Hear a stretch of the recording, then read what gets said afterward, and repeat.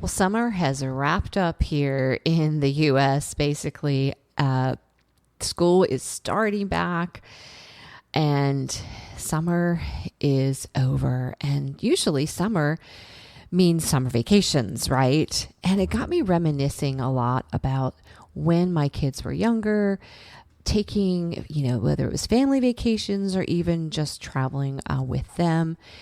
And having that opportunity to do that because of the timing of school, right? And nowadays, since I travel mostly alone, I don't usually do much in the summers. I save a lot of my travel for what we call the off season. But I really got to remembering and reminiscing about traveling with my children. And I know there's a lot of you out there that are probably empty nesters or soon to be empty nesters. I actually spoke with just a few this week that are sending their kids off to college this week. So it's a bittersweet, they say. And, I thought this episode would be just really good timing for those that still want to be connected with their children. And I want to share a little bit about how you can still travel, even though they're grown, with your adult children. Welcome to Solo Travel Adventures. I'm Cheryl Esch. And yes, although this podcast is mostly about solo travel, I did have an episode back in number 74. It talks about when a friend wants to join your solo trip. Well, you may actually want to travel with your adult child to present an opportunity to reconnect. Maybe you're estranged from your children or you don't see them a whole lot. I will say travel is a beautiful way to reconnect with your adult children in a non-threatening way. A lot of times, if you maybe invite them to your house, there are other things that are distracting them, or they might, in my case, when I was an adult child, often if my mom wanted to talk, it meant I was in the hot seat or I was in trouble. So we don't want to have that sort of bad press, so to speak, on, getting together with our children. And maybe you have a beautiful relationship with your adult children, which I do as well. But they also, maybe they're married and they have kids. And so it does present more challenges to actually get them away separately for some conversations or travel. Travel is a beautiful setup because it pulls everybody, each of the parties, away from any kind of distractions. It gets you away from your day-to-day, meaning you don't have to say, oh, I have this phone call or I have to go home to do this. I got laundry to do. Whatever it is that might pull, the responsibilities that we have as adults, right, can pull our attention. So traveling together with your adult children or child really takes all of that away. And so it does present more opportunities for you to connect, to have conversations, to really get to know your adult child a lot better. Now, there are some things about our children that will never change, right? We look at them as our children, our little ones, right? And they have personalities, right? So that's something that likely won't change even as they become adults. And so maybe you miss that, or you're not sure what they have grown into as an adult and want to rediscover that. And so, but before you plan a trip with your adult child, I would try to have a good understanding, number one, as to, know what their personalities are like. Remember, go back and think about, when you traveled as a family, what were their tendencies? What were they like in other cultures if you went overseas? Or how do they travel? How do they like to travel? What did you notice about them? Do they get car sick? So maybe a road trip is not the best idea for that person. So getting to know what they are like and how they travel. So my examples are my youngest. I've traveled with both my adult children, and my youngest, when he travels, he has to have activity. He is unlike my older son who likes to have downtime or likes to go to museums where it's maybe quieter, my younger son, Nathan, he just has to have activity to keep him going. That's just how he was wired. That's just how God made him. And I love it. So when I travel with him and when we did our 2-week road trip, it was a constant, we were having to keep moving along. So road trip was good, except, just making sure those stops incorporated some sort of activity for him. So understanding how your adult children, even thinking back to how they were as children, might give you some indications of how they would travel now. And then number 2, if you plan to travel with your adult children, ask them for input on where to go, what activities they may want to do, etc. Now, something I have done with my oldest son, since we've done a lot of international travel together, and it's so hard sometimes to pinpoint where you want to go, right? There's so many places we both wanted to see in our, on our bucket list, so to speak. And so we had to come up with a place that we both agreed on. And sometimes we played little games with that. We would go off on our own and say, okay, you pick 5 places you want to go. And I would pick 5. And then we'd come together and see if any of them, were overlapping. One time we also did pick one destination from each continent that you were interested in. But I think we allowed 2 for Europe because there's so much to see in Europe. And then we brought them in to see what was overlapping there for us as well. And then during COVID, we were playing a game as to really what countries were open. So we kind of got limited there, but he had some parameters, so he expressed those to me, he communicated those to me, and we made it work in deciding where to go that year. So that's number 3, actually, is setting expectations.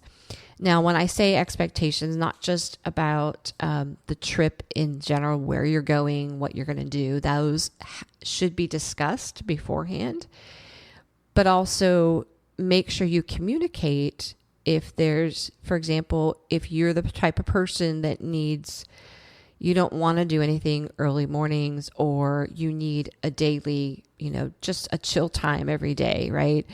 Or you don't want to be racing from place to place. Make sure you both are communicating that with one another. But the other expectation that you need to set is financial. Now, we're talking adult children. Adult children have their own jobs, typically, I should say. And so I've always made it clear as to what my children would be paying for. My very first international trip with my oldest son, we went to Machu Picchu. And he was just out of high school, but I still made him pay for his flight. We joined a tour group, so he paid for the tour group. And then, obviously his souvenirs and such. We had about 2 nights of a hotel that I took care of. 2, or actually, I think it was 3. And, we didn't rent a car or anything. But for example, we went to Ireland together, and I did ask him to help pay for the rental car. So you make sure you put those expectations up front so they know that mommy or daddy, whoever they're traveling with, is not flipping the whole bill, right? They're not paying for everything. And even when we were in Ireland, my son paid for some of our meals. So we kind of went back and forth. Oh, you pay for this one, I'll pay for this one. So we didn't say separate bills. We just, because that's more of an American thing, we just kind of took turns as to who paid for the meal. So setting those expectations are important. Setting up the times, as I said, like how much time are you going to want to spend in a certain place, doing certain areas or activities. So make sure that is communicated beforehand. Number 4 is create downtime. Now, I say this because often I've had some people actually marvel at how close I am to my children and how well we communicate. And just, I love having discussions with them. and I love to hear about their lives. And some of that comes from, I think, for my younger son, it's asking the right questions to get him talking and, talking about maybe topics that they enjoy and seeing them come alive. But, if you want to talk about some deeper things, for example, creating some downtime will allow that because, again, you don't have those distractions of other people or other things. One way you could do that is if you're driving. I would say only if you're driving in a country where it's comfortable for you to drive. For example, when I was in Ireland, driving on the other side of the road, I was so hyper-focused on just driving that there was no time for me to actually have a conversation with my son. But they do say in a car is great because you're not really having to make eye contact, especially if it's maybe a touchy subject that you are wanting to talk about and dive into and understand their feelings. But a train would be a great option. Again, you won't have to worry about navigating, but also it kind of closes you off. They don't have any place to go. So just like a car, they're kind of stuck. But I will share, sometimes those moments are not planned, and it's sometimes just serendipitous that these happen. One example of having a long-awaited conversation that I wanted to have with my both sons, but I had an opportunity while I was in Ireland with my oldest son. We were, it was one of our first nights there and in Dublin, and we were staying in this castle, and probably around 1:30 in the morning-ish or so, their fire alarm went off. And it was a malfunction. We were told we could actually, I think, stay in the room. I don't recall really. But my son just literally jumped out of bed, totally scared, because in Ireland, their smoke alarms are very different sounding. They almost sound like, if you're familiar with like the English or the British sirens. Yeah, that's kind of what it sounded like. And that was their fire or smoke alarm that was going off. So it was a false alarm. But of course, we're not going to bed after that. He even said that. So we started talking, and I was given hours and time to actually be honest and share with him the whole story, going back even to the beginning of my marriage and really what happened through the divorce process. So he was grateful to hear that, and it felt good to kind of share the truth with him. We often shield our children from some of those things, but as an adult, I think they can now look back and kind of see things differently. And so those kind of moments have presented themselves to me during traveling with my kids. So again, take that opportunity, seize it if it's something you want to, something you want to share with your children. Maybe have them share something personal with you, but some of that might require asking the right questions. So what is the right way to ask questions? Make sure you're asking open-ended questions if you have not learned that. So try to avoid any yes or no answers. Have them, share or explain or describe, kind of using kind of those words of certain scenarios so you can understand them more. And then the final tip I would say is if you plan to travel with your adult children, please talk to them and treat them as adults and not so much like you are the mom hovering, worrying, asking, rolling your eyes, or giving them those reminders. Oh, did you check in? Did you do this? Did you do that? Making them feel inferior or less like an adult. So treat them like a friend at this point. Yes, you're still their mother, and I sometimes have to toe the line as far as like how much freedom do I give them versus how much do I insert myself, so to speak, in, into their travels and, making sure they're safe, because that's always a concern or worry. For example, my younger son, by the time this goes live, he will have just returned from Morocco. But as of today, I've only texted him twice in the whole week. Once I said, make sure you text me when you get there. That was very reassuring because he had several layovers and I wanted to make sure he got there safe. And right now he is on his way back. So I haven't heard from him. So, moms get a little worried, but I try to give him space and not be too overbearing, so to speak, on being that mom, but rather just being, hey, I did open myself up to him before he left. And, as far as being an expert traveler, for in his eyes and some other people's eyes, but there's other people that have traveled more than me, but I was giving him tips and just providing actual stuff. For example, a power bank or, flip-flops and, a couple other things I gave him. I'm trying to remember. Some other a travel pillow, those kind of things that he had forgotten that he would probably need on this trip. So I encourage you, if you have adult children and you want to connect deeper with them.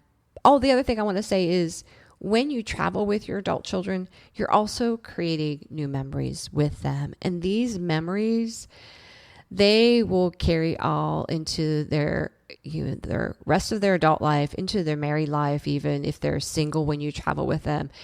And that's a huge blessing. And I have many of those stories to tell and feel very blessed to have those stories, that I shared these magnificent moments with one of my children and during travel. So know that is that cherry on the top kind of bonus when you do travel with your children, adult children, I should say.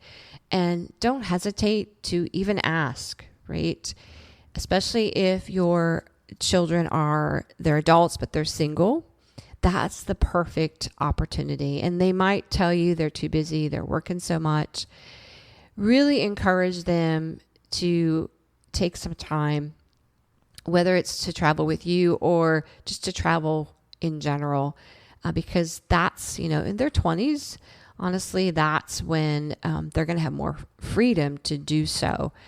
And I'm just thrilled that now my two children, I haven't traveled with either one in a few years, actually. It's been about 2.5 years since I've traveled with either one of my adult children because they are off doing their own travels, some solo, but mostly with some friends. And I'm elated that they are doing that. And that I think in the spirit of us traveling together when they were younger adult children, really, I think, planted that seed in them. And now they get to enjoy those fruits with their friends. And I hope to someday be able to maybe travel with both of them together someplace, all three of us. I'm excited. The two of them actually just traveled together to LA a few months back to see a FIFA game together. So that also fills my heart because I see them doing something together. So I'm hoping this gives you some insight and some tips if you do plan to maybe consider traveling with your adult children. It is a beautiful way to connect and create memories with your adult children. Did this podcast inspire you to participate in a solo journey? Well, my hope is that all women 50 and up have the courage and opportunity to experience at least one solo trip in their lifetime. But maybe you're feeling stuck about trying it solo. With my one-on-one travel coaching program, I can help you have a transformative trip, especially for those who are needing healing. Go to my website, CherylBeckEsch.com, and check out the program. Travel is a wonderful vehicle to heal.